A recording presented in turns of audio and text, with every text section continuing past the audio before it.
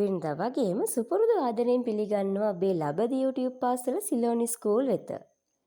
කිසියම් නඩු කටයුත්තකට අධිකරණයකට යන තැනැත්තන් අධිකරණයක් තුළ නිසියාකාරව හැසිරෙන්නේ කොහොමද කියලා දන්නේ නැතිව අධිකරණයට අපහාස කිරීමේ චෝදනාව ලබා බන්ධනාගාරගත වෙන අවස්ථාවන් අපි බොහෝ සෙයින් දැක තිබෙනවා. එම නිසා අද අපි කතා කරන්නට බලාපොරොත්තු වෙන්නේ අධිකරණයක් තුළ අධිකරණයට අපහාසයක් නොවන අයුරින් හැසිරෙන්නේ කොහොමද කියලා. මුලින්ම අපි අධිකරණයේ පටන් ගන්න වේලාවට මදක් පෙර අධිකරණයට පැමිණීම කළ යුතුයි. සාමාන්‍යයෙන් ලංකාවේ අධිකරණයක් 9:30ට තමයි පටන් ගන්නෙ. නමුත් සමහර අවස්ථාවන් වලදී මහා අධිකරණ, වාණිජ්‍ය මහා අධිකරණ, අභියාචන අධිකරණය වැනි ඉහළ අධිකරණයන් 9:45ට 10ට වගේ වෙලාවන් වලට පටන් ගන්න වෙලාවල් තියෙනවා. ඉතින් ඔබ මේ පිළිබඳ දැනුවත් වෙලා නිසි වේලාවට විනාඩි 10ක් 15කටවත් පෙර අධිකරණයට පැමිණීම කළ යුතු වෙනවා. ඉතින් ඒ ආකාරයට ඔබ නියමිත වේලාවට පෙර එනම් විනිසුරුතුමිය හෝ විනිසුරුතුමා අධිකරණ ශාලාවට පැමිණීමට පෙර නියමිත අසුනක අසුන්ගෙන සිටිය යුතුයි. ඉතින් ඔබ එසේ අධිකරණ ශාලාවට ගොස් අසුන් ගැනීමෙන් පසුව ළඟ අසුනේ සිටින තැනැත්තා සමග කතාබස් කිරීම නොකළ යුතුයි. මොකද ඔබ එසේ කතාබස් කිරීමෙන් අධිකරණ කටයුතු වලට මේ ශබ්දේ බාධාවක් වන්නට පුළුවන් නිසා. ඒ වගේම තමා ඔබ අසුනේ අසුන්ගෙන සිටින විට කකුලක් පිට කකුලක් දා ගැනීමත් නොකළ යුතු වෙනවා. ඒ වගේම තමා අපි අත් දෙක ඉස්සරහට කළ බැඳගෙන ඉන්නවනේ, අන්නේම අත් දෙක බැඳගෙන ඉන්න එකත් නොකළ යුතු වෙනවා. ඒ වගේම තමා ඈනුමක් යාම, කිමුහුමක් යෑම වැනි දේවලුත් නොකළ යුතුයි.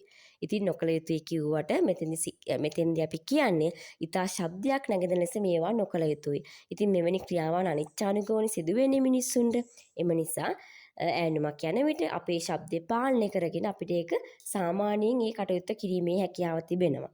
ඉතින් ඒ වගේම තමා අධිකරණ ශාලාවක් තුළ අධිකරණ කටයුතු සිදුවීමෙන් පවතින අතරතුරදී ඔබගේ ජංගම දුරකථනයේ නාදවීම අධිකරණයට අපහාස කිරීමේ චෝදනා ලැබීමට හේතුවක් වෙනවා.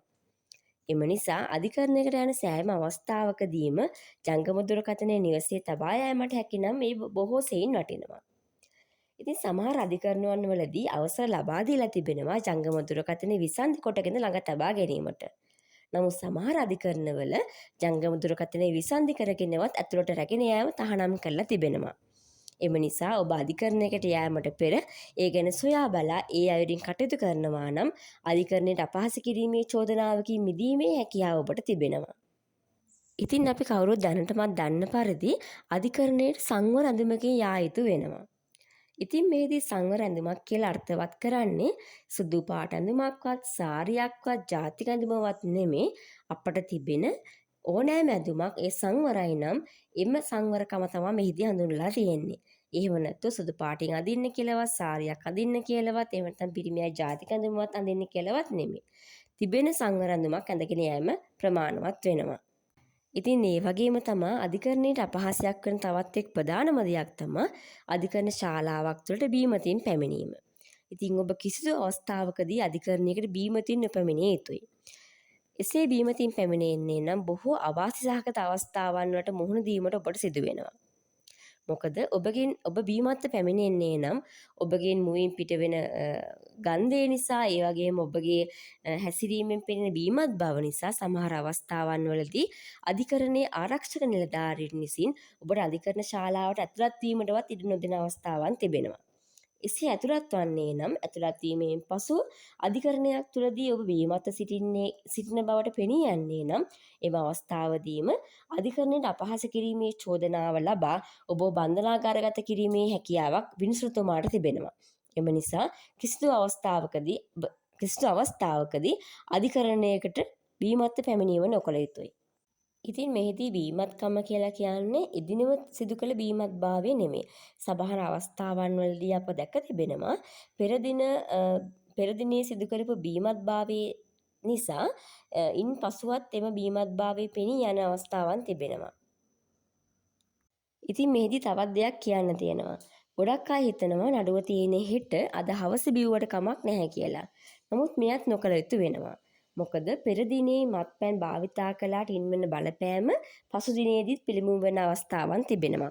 එම නිසා ඔබට නඩු කටයුත්තක් පවතිනවා නම් ඊට පෙර දිනේදීත් මත්පැනින් වැළකී සිටීමේ හැකියාව තිබෙනවා නම් බොහෝ සෙයින් වටිනවා.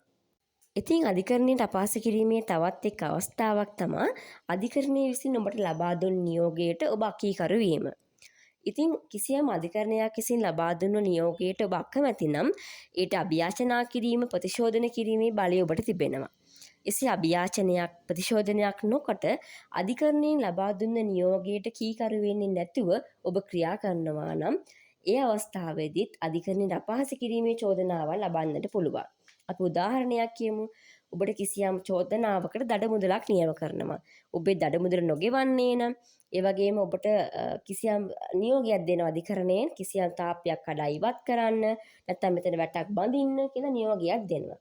ඒ අවස්ථාවේදීත් ඔබේ තාප්පය කඩා ඉවත් කරන්නේ නැත්නම් ඒ වැට බඳින්නේ නැත්නම් ඒ අවස්ථාවේදී සිදු වෙන්නේ අධිකරණයට අපහාස කිරීමක්. ඉතින් ඔන්න අද අපි කතා කරේ අපේ හැසිරීම තුළින් අධිකරණයට අපහාසයක් වෙන්නේ කොහොමද කියලා. මේවා කිසිම නීති පොතක ලියවිලා තියෙන දේවල් නෙවෙයි පරිචයන් තුළින් ගොඩනැගිලා තියෙන දේවල්. ඉතින් අදත් ඔයාලා නොදන්න දෙයක් ඉගෙන ගන්නට ඇති කියලා මම බලාපොරොත්තු වෙනවා. අදත් වීඩියෝ හොඳයි නම් ලයික් කරන්න, ඒ වගේම දිගටම අපිත් එක්ක එකතුලා ඉන්න කැමති නම් අපිව සබ්ස්ක්‍රයිබ් කරන්න කියලා ආදරෙන් ඉල්ලනවා. ආයෙත් දවසක වටිනා වීඩියෝ එකක් අරගෙන එන්නම්.